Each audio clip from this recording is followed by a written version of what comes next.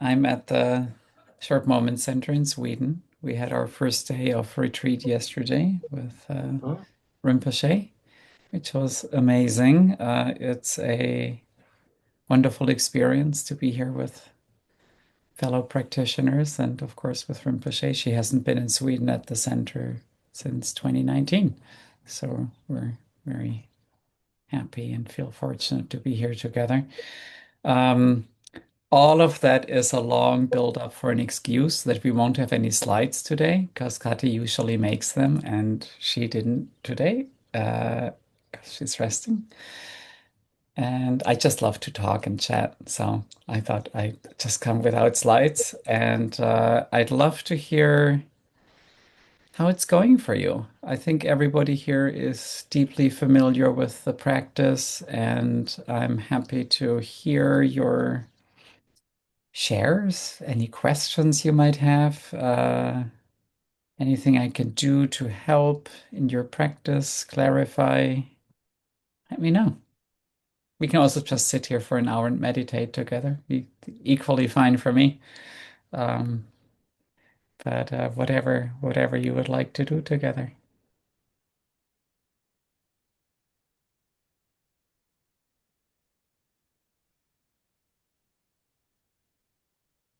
Can you hear me? We can, Randy. Hello. Hello. Uh, well, just to get things started, what would you say the difference would be between this, the work that we do, and meditation? Oh. Because I consider this a form. This was going to be a question I would have for our private meeting. Hmm. Um, uh, this has nothing to do with religion, but is getting into the feeling of what we do, that brief period. Uh, Could you say that is your higher power? Or if you believe in a God uh, that's in the universe, uh, that would be against what we're supposed to be doing, though. Wow. That would deserve its own series of meetings and teachings, Randy. Profound, beautiful questions. Thank you for asking. Um, I'll start in the beginning. This is considered the pinnacle of meditation practice. So you could definitely call it a meditation practice. However, it is not what in contemporary society is often understood as meditation. Um, I know you and your background to some extent, and I know that you have had various forms of meditation exposure. So um, today in culture, I think a lot of meditation is more considered what I would think is like a training of attention and focus, which is not a bad thing for our minds that are glued to social media feeds with an attention span of a few seconds these days. My mind, anyway. It's not a bad thing to train that attention. Um, this meditation is resting in and as our natural state. So the distinction to many other meditation practices as well is that we're not meditating to get somewhere else. We're meditating as the final result. So the entire practice is to again and again, you could say, align with our true nature, to be our true nature. Of course, we can never not be our true nature. That's why it's called true nature. But we can either be consciously, deliberately aware of that or not. And so in a short moment, we rest as that true essence nature of our being. And what you mentioned in the second part of your question about God or the divine, it again very much depends on what your understanding of it is. I grew up with a Christian with Christian grandparents that had a big impact on my life, on my upbringing, and um, so I grew up with deep reverence and like faith practice, you could say. And to me, open intelligence is the pinnacle of of God, so to speak, but not as a concept of like a man with a white beard sitting in heaven and judging me for everything that I think, do, and say, but as the divine essence that is in it pervades everything, like yeah, including me, including you, including everything and everyone. And it doesn't need to be deserved, or we don't need to become worthy of it, or we can't even escape it. And again, the point here is not so much to then either develop that as a belief or to discard any old belief systems, but to recognize that the very intelligence or awareness that is aware of the notion of God is that divine essence. So you're not seeking something else or being obedient to someone or something else. You're tapping into this unenforceable, indestructible essence that is already present.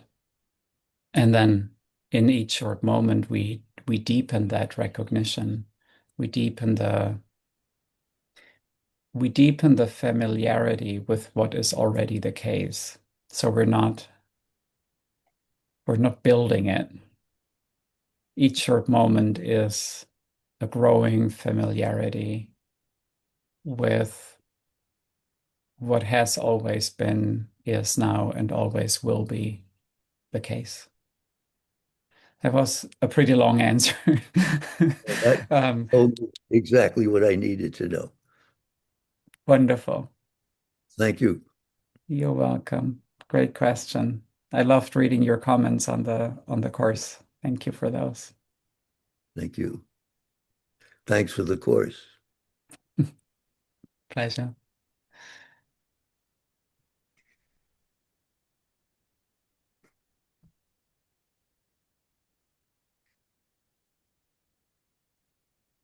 Paul, please. Good morning, everyone. I kind of tuned in this morning to kind of a pervasive thought process, I guess you could say, over the last months. Uh, I'll probably read some of it because I started writing it. It's kind of runs. The essential thing that I'm aware of is with this teaching, after 55 years of pursuing the truth, I do have a sense that this is the pinnacle teaching. I don't need to go anywhere else to get the truth or understanding. It's been the most profound thing I've encountered in all my years of searching. And it's brought the end of suffering, which is a big deal. I know a lot about suffering. Uh, I had 40 years of profound suffering, psychological suffering, and suffering in life because I was uh, ignorant of who I was and lived according to that ignorance. And so it makes for a difficult life. So here I found this, and it's a massive, profound, big deal. Uh, and after spending this time on it, I realized this morning more deeply than before that, my goodness, this thing ought to be totally transforming my life. I should be in the seventh heaven. I should be making a big difference and big benefit to people and humanity and and such ideas. Uh, there, so there's this. But instead, life is kind of like it was before. You've talked about this, Jochen. Uh, Everyday life continues, everyday issues pop up, and it's like, wow, this is kind of anticlimactic, really. Uh, and people talk about being in it for 25 years, like you, and I go, geez, am I going to still have this mundane existence every day, going to bed, waking up, doing this, doing that, and you know, every once in a while I have a little opportunity to share with somebody or touch a life, but it's pretty inconsequential. Um, and but I was looking more closely, I guess you could say, this morning, and I recognized that a profound change has happened in that I'm seeing uh, seeing data streams, and the data streams that would ordinarily get super emphasized and reified and massive story created around it. I see those now, and instead there's an intelligence that steps in and says, watch, rest, and don't say that, don't do that, don't go there. And that's the end of suffering. And secondarily, that voice, that presence, that love moves me to do things that I didn't do before. Help my wife straighten up the kitchen instead of going and sitting on the couch and doing whatever. So there's this new sensitivity to her, new sensitivity to my responsibilities, and a whole bunch of other small things. But those small things can be looked at as massive after 40 years of stupidity and suffering. Those are not small things. Those are big, life-changing things that are occurring for me. So, maybe some spectacular stuff will happen. I'm going to rest. Maybe, maybe not. It's okay. I'm very grateful this morning to recognize that I need to do the little things and keep my mouth shut at critical points, et cetera, et cetera, et cetera. Stuff that I didn't know for 40 years is now part of my being Mm. and enjoying the fruit of it. So, very grateful for this teaching and the community. Thank you, Paul. How heartwarming. I'm sure your wife will appreciate your change. Um, It's yeah, very much so. Lovely. I just want to share something that really stayed with me that Rinpoche shared with us in all the way back when the Timeless Awareness talks were recorded. So it's close to 20 years ago in Rishikesh in India, and people were asking her about um, activism essentially and being of benefit in the world. And already then the teaching had the tagline for the benefit of all. So it definitely had that aspect to it. But I often had like heard the story from her. I don't know how often she actually told it, but for me it was a really important one. So when somebody asked her about don't we all now need to like go out there and change the world because we have, seen this profound truth? She said that she knows like leaders who run big companies who practice, but she also knows monks who all they do is sit in a cave and meditate and pray for the welfare of all beings. And neither is a more or less impactful expression of realization. So you might find yourself making your wife a cup of tea, or you might start a revolutionary movement in your neighborhood in San Diego that, you know, transforms how the world thinks about life. I don't know. You probably don't know that either right now. Um, the difference in my life has been that I trust that I'll know when I need to know what I need to be doing.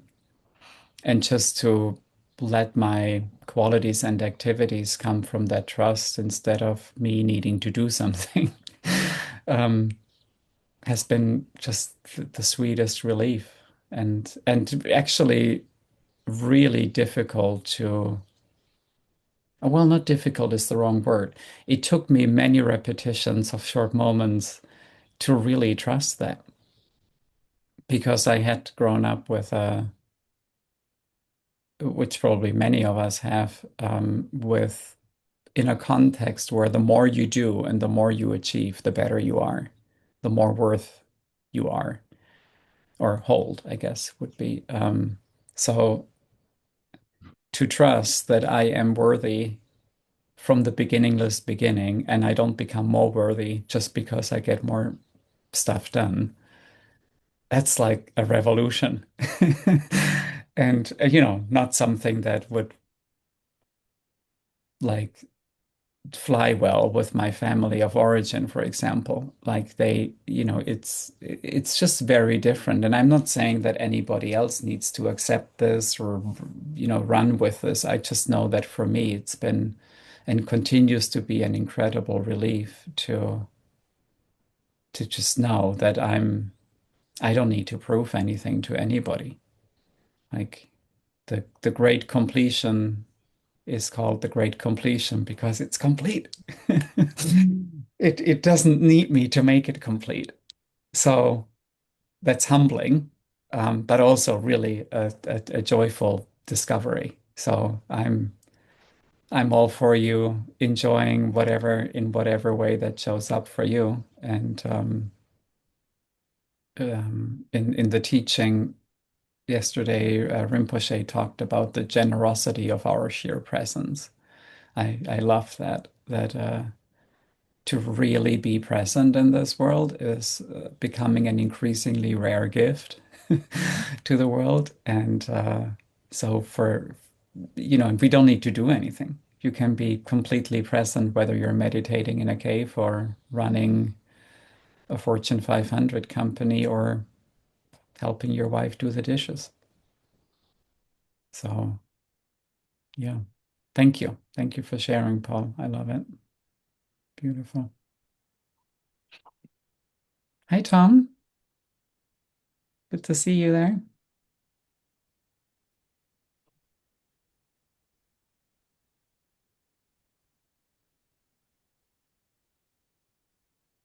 Carissa, please.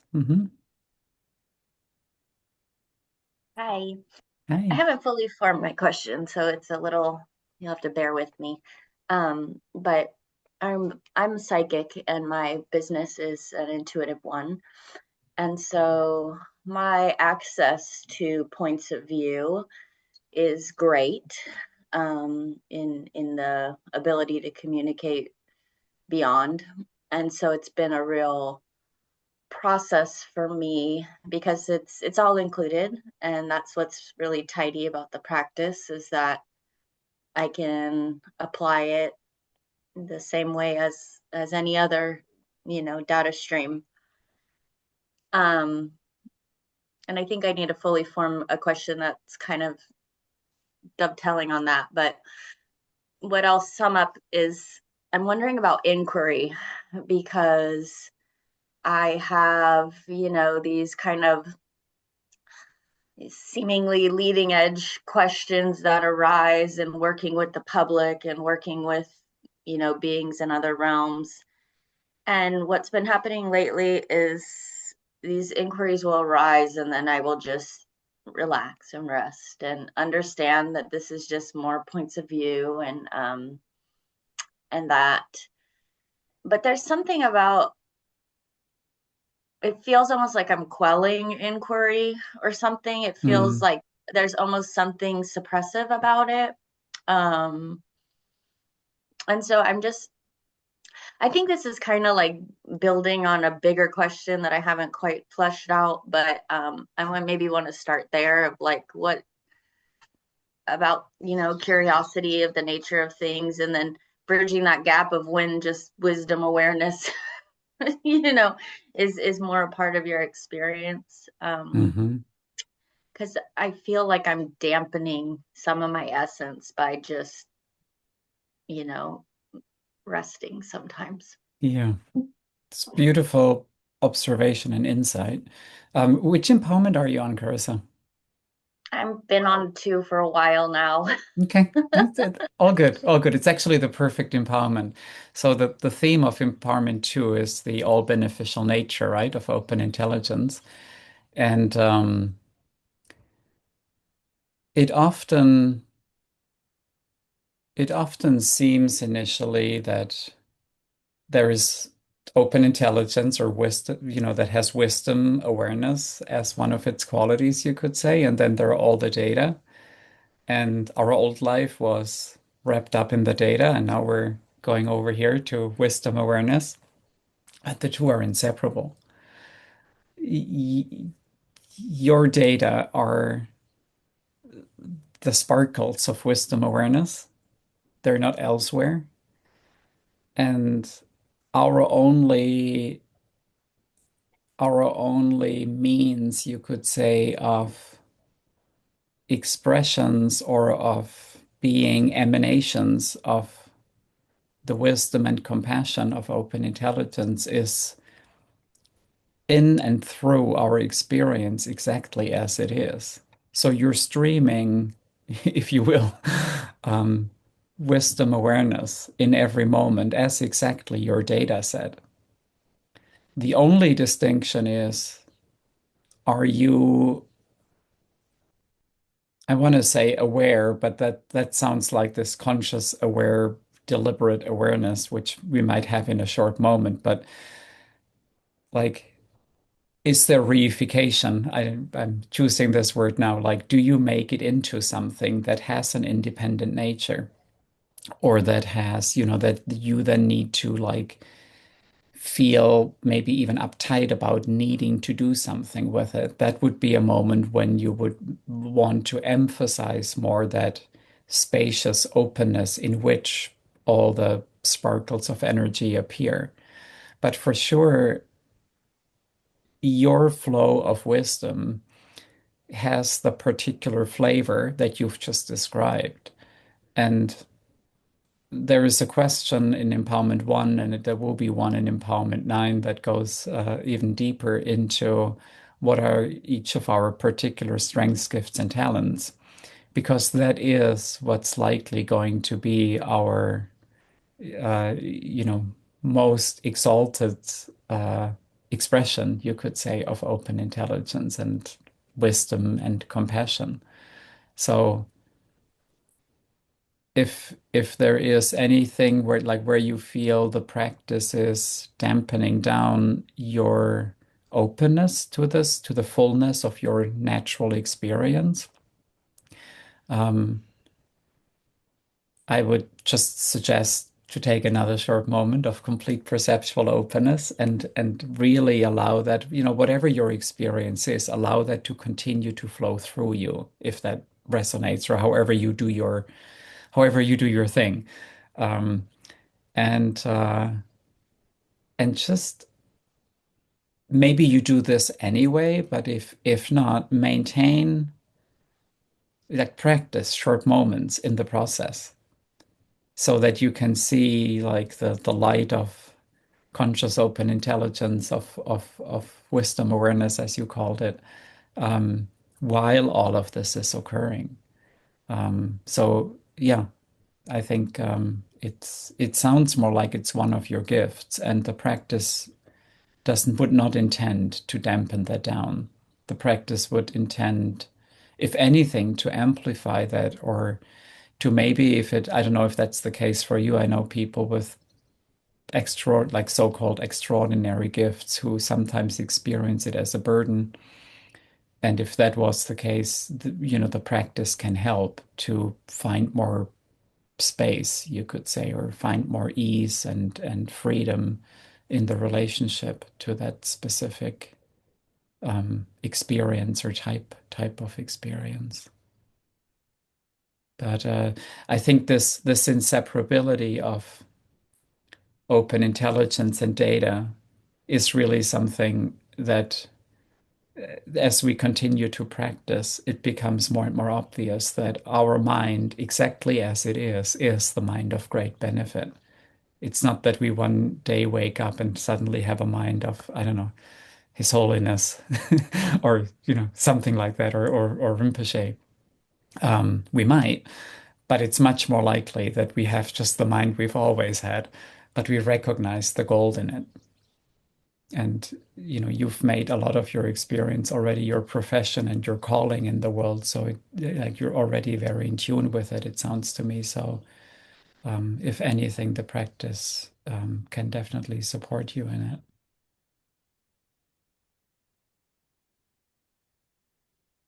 Did that help to form the other part of your question? Or I think I'm getting to a place of less boundaries and in compartmentalizing aspects of awareness. And I think we all have that, I'm sure, our professional life, our family life, our personal life. And it's kind of this overall just continuity of experience. Yeah, I just, I had a period of my awakening where a lot of, wise beings were in contact with me, and in deepening my practice in the short moments, I've been on a hiatus from any more points of view. So it's just been a process of discovery, and one that it's unique, and it can be mundane or extraordinary. It really just depends on how much you want to hold to points of view. And I just have a very loud inner world, there's seems to be a lot going on there. So it gives me myself in that.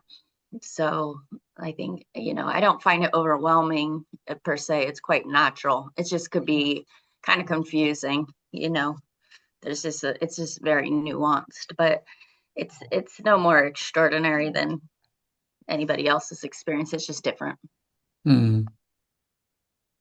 and weird. What was that last word? Weird? And Did you say weirder. weird? Yeah. Weirder.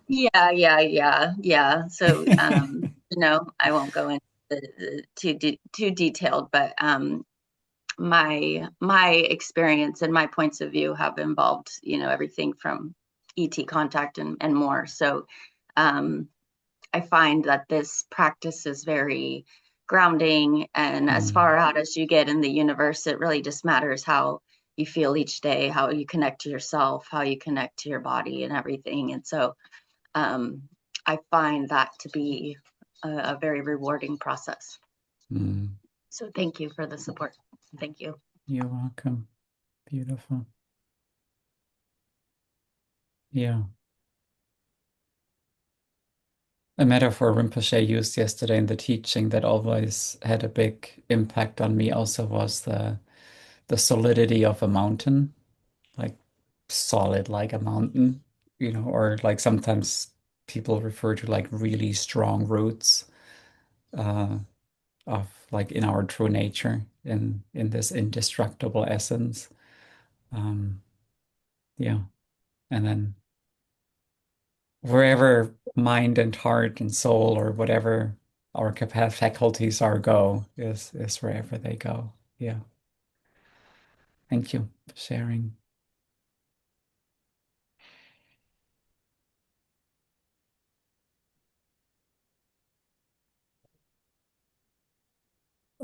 Would you say that since all these points of view a part of open intelligence, in essence, that if we find ourselves resisting these points of view, then in a way, aren't we then resisting open intelligence? Mhm. Would that be like an accurate thing? So I've reached a well, Yes, yes, it's very it seems accurate. that way. So the more we relinquish our resistance to these things, then the more that we're staying with open intelligence, that we're honoring that, if that's a fair word. Right. You could simplify that even further, and because the you that's doing it is open intelligence, Mhm. right? So you're not honoring something else. You're allowing yourself to really relax into the fullness of your being. Mhm. And that is, th there is no effort involved in this.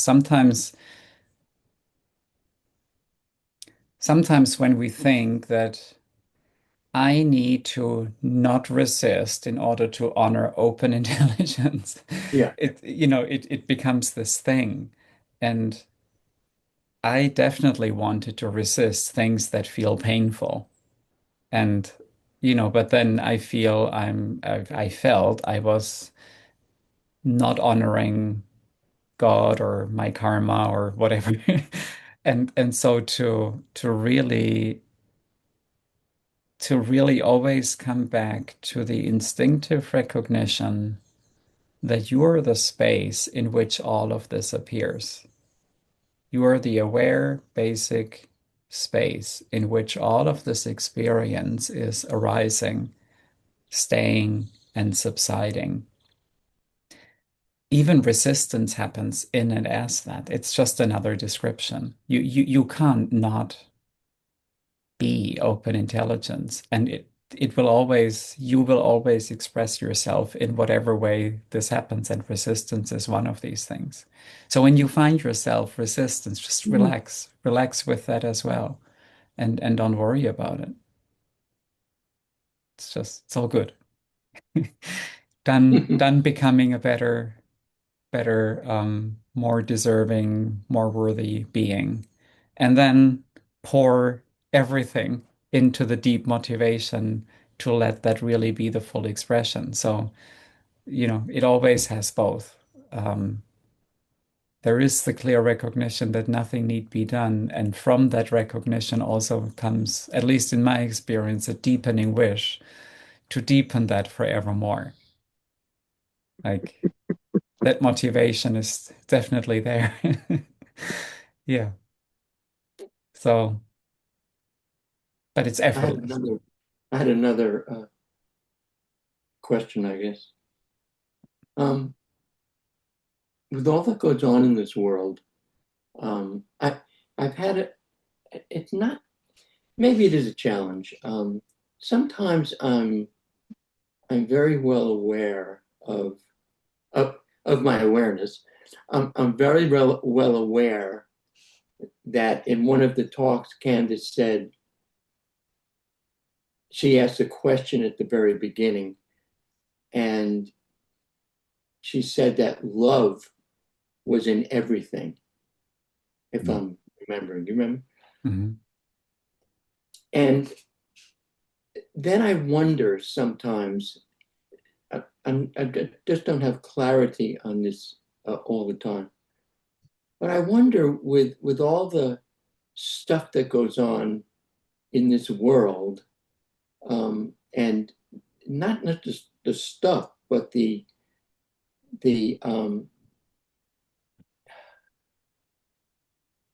people committing to hurting other people, while we're saying, that we're looking at the benefit, how we live our life and benefit to all.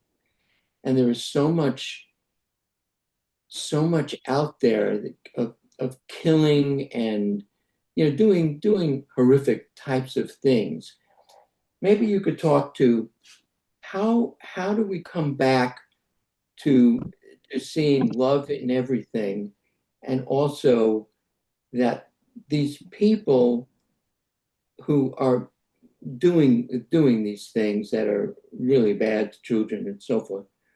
I don't dwell on this, by the way, but it's a great time for this community to be able to ask this question.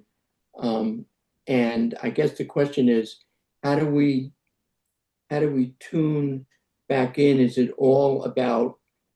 It's not my job to stop all this. I don't see that, but my but how do we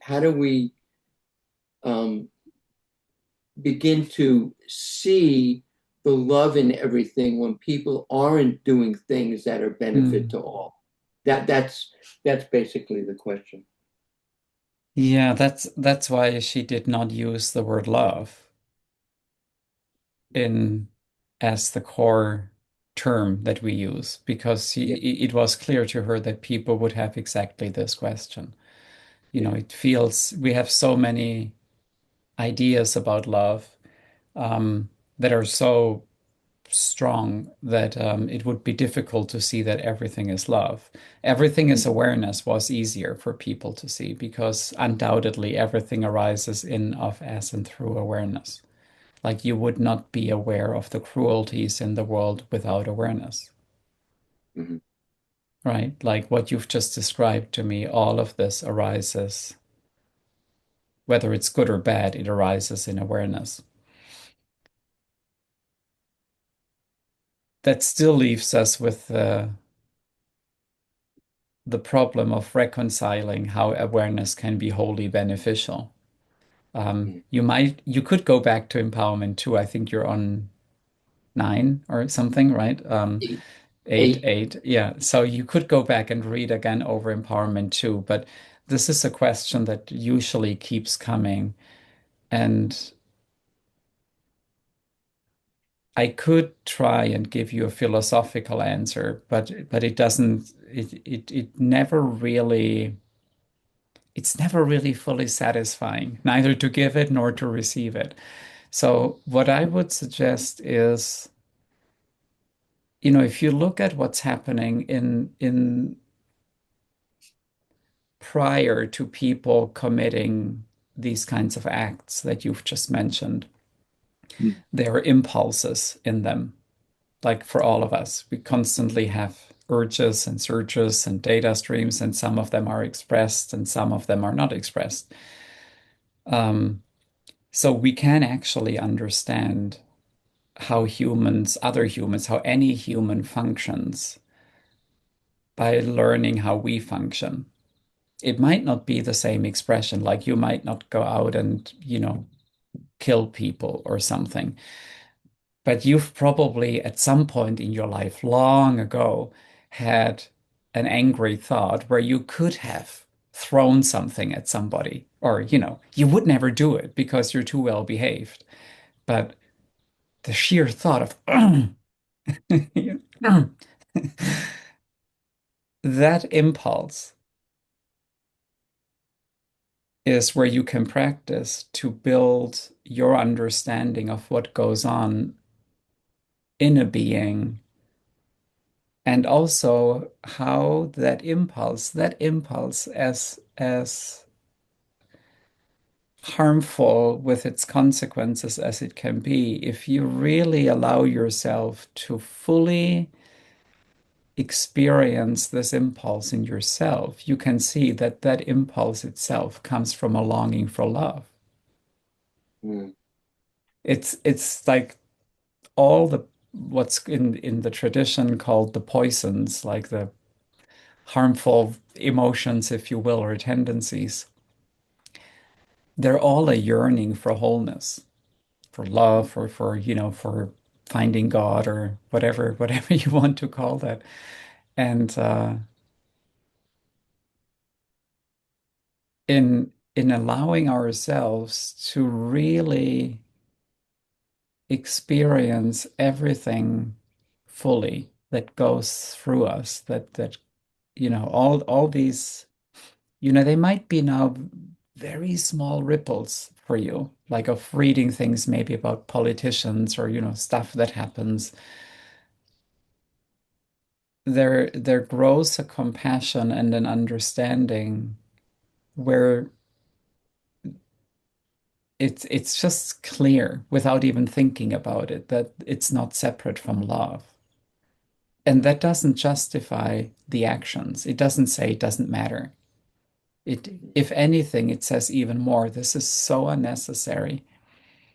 Let's stop doing these things to each other. Um, but not because we're bad. It's just because the actions are harmful. But the essence of any being, that there's this great story that Rinpoche sometimes tells of this wisdom master from the Tibetan lineage called Milarepa, who had he had learned black magic and killed, I don't remember the exact number, but through some of his black magic, 30 something people, relatives who had always treated him and his mother badly. So he gathered everybody for a supposed family gathering, and when everybody was gathered, he, with his black magic, I think brought down an avalanche, or it's not quite clear, I think, or maybe it hailed stones and everybody died. And he eventually, he had horrible remorse eventually about this, and he eventually found a teacher who helped him. But then, the terms traditionally that would be used would be to purify. But what we would just say to like integrate all of this experience. And he became, one of the most revered icons of Tibetan Buddhist practice, even though he had done these heinous acts in his life. And the profound meaning, of course, for all of us is, well, if he could do it, with that kind of a bank balance, so to speak, on his karma account, then, maybe I can do it too. So the wisdom essence is present in every being, and its impulse, its deepest impulse is always an impulse of benefit. But through whatever patterning people have learned, the expression of that just often is very skewed and just very, very misdirected in its expression, in its expression. But again, I think that for me, the only satisfying and really doubt relinquishing answer I found to this question was in my own experience. Like really harmonize my own experience with these impulses. Like to be really angry at somebody and to rest, to not make myself wrong for it and not make the other person wrong for anything, but to really look for what was actually really there. Like if I roll it all back to the origin, I always come back to beneficial intent. It's really weird how you can start there and end up yelling at somebody. But when you roll it back, there was a movement to connect. It's strange. Like I don't know how we have ended up in this place where people usually don't learn to just let that original expression flower, and instead we end up yelling at each other and hurting each other. But again, in our direct experience, we can certainly see that all data are in their original movement an expression of pure benefit.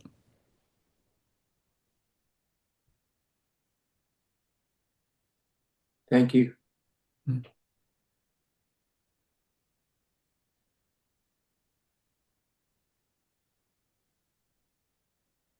Jochen, I missed the intro. Forgive me.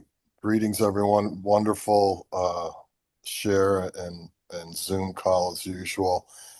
give my best to my love to Zinji Rinpoche and a hug and a squeeze from me, from the folk friends in Wisconsin. Um, are you in Sweden? Yes. Sorry, I'll turn on my camera. Wonderful. Thank you. You're welcome. Nice to connect from here. I wish you could all be here. It's a wonderful, I don't even know if I can say place. It feels like a vortex into into into something different. So yeah, it's really magical. Next year will be our 20th anniversary of Short Moment Center in Sweden. It's beautiful. I feel like I am there. So thank you. Wonderful. We're posting, if you haven't seen it yet, we're posting some pictures in the Short Moments app, so you can see some of the smorgasbord, as they say in Scandinavia, that's served every day, and cafe and nature. Yeah, it's beautiful.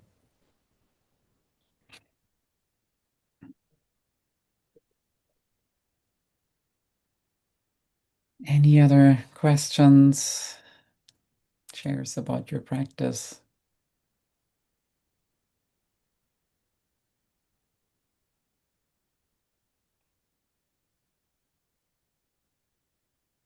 I would just echo what the comments of Paul and others, that the greater recognition of the short moments and the open intelligence, even amongst the day to day. And I kind of chuckled when, and you think you caught it, Paul or Johan, when Paul referred to, I'm just going to live this mundane.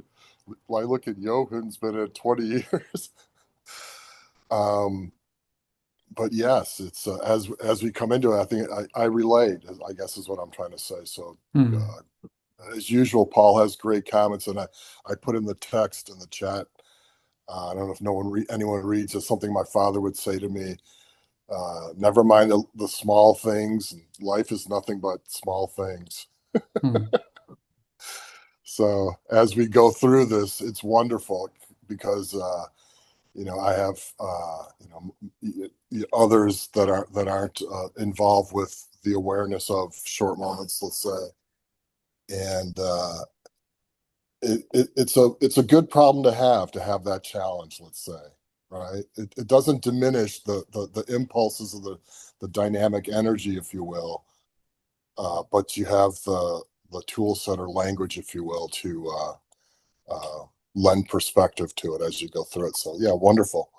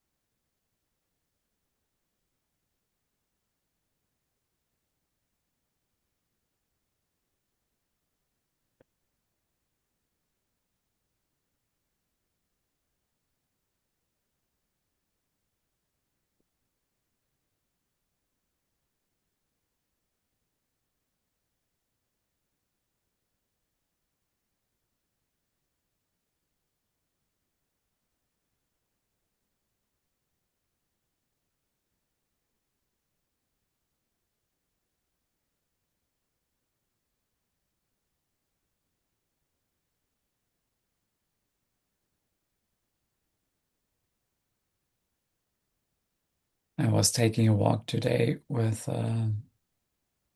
another long-term practitioner who I've known for a long time, and we were talking about family stuff.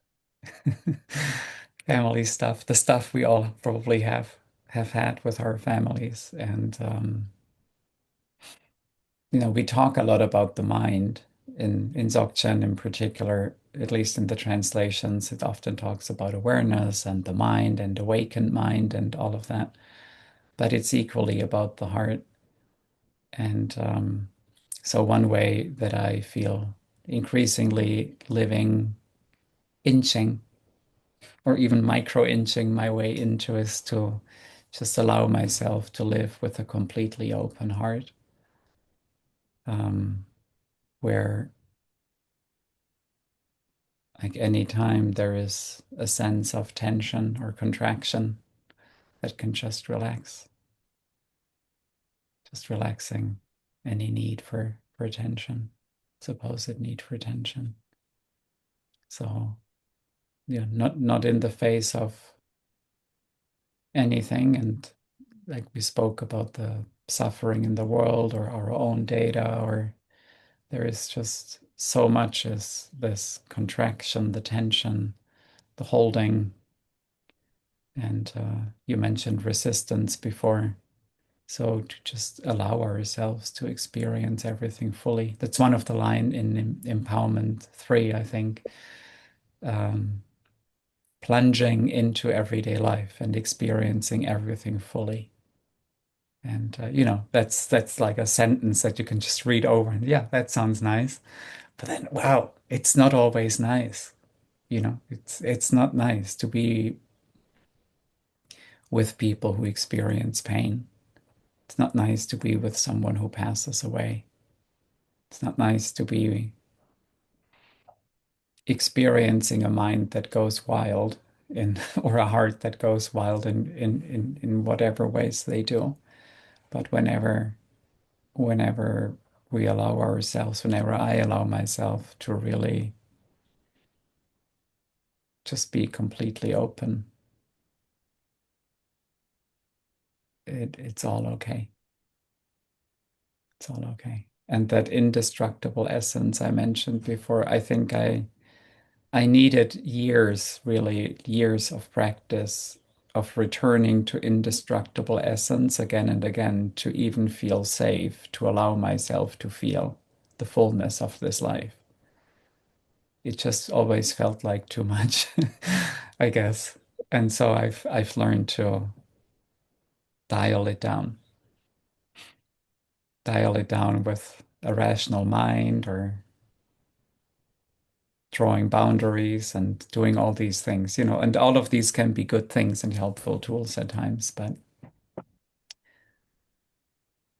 they're all not necessary when we can rest in that indestructible essence.